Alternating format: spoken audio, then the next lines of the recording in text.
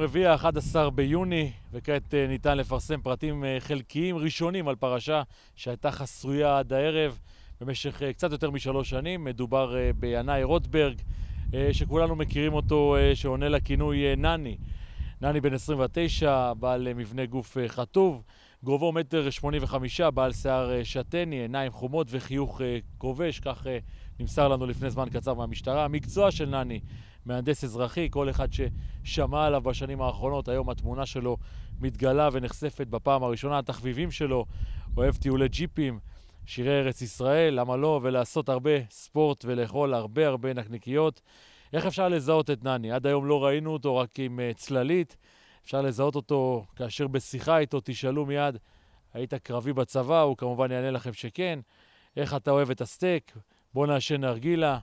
וכמובן איך הוא קורא לבת זוגו, תותי נשיקה.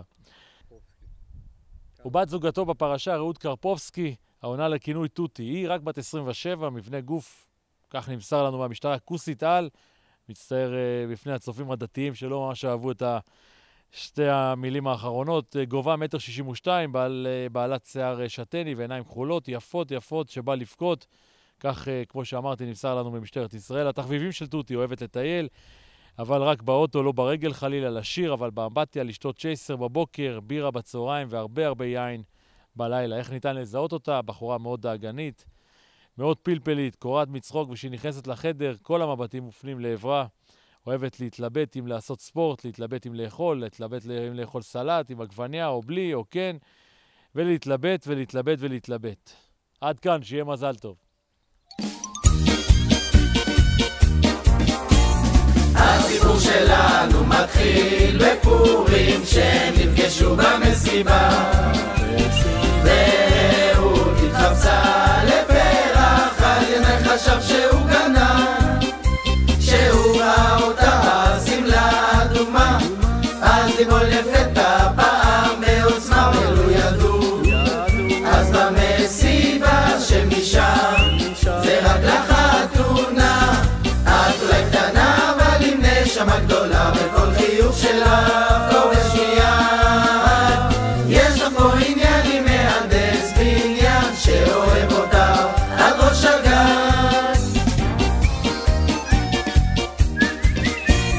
הסיפור שלנו ממשיך היום, כשאתם פוסעים אל החופה, כשאת עוברת בסמלה קלה, את עוזרת את הנשימה, שמביטים עליכם מתחת לחופה, יודעים שלנצח תהיה זאת אהבה. בנו לך לצמות בכם היום כשאתם מגשימים חלום. את אולי קטנה אבל עם נשמה גדולה, וכל חיוך שלך קורש מיד. יש לך פה עניין עם מהנדס בניין שאוהב אותך על ראש הגן.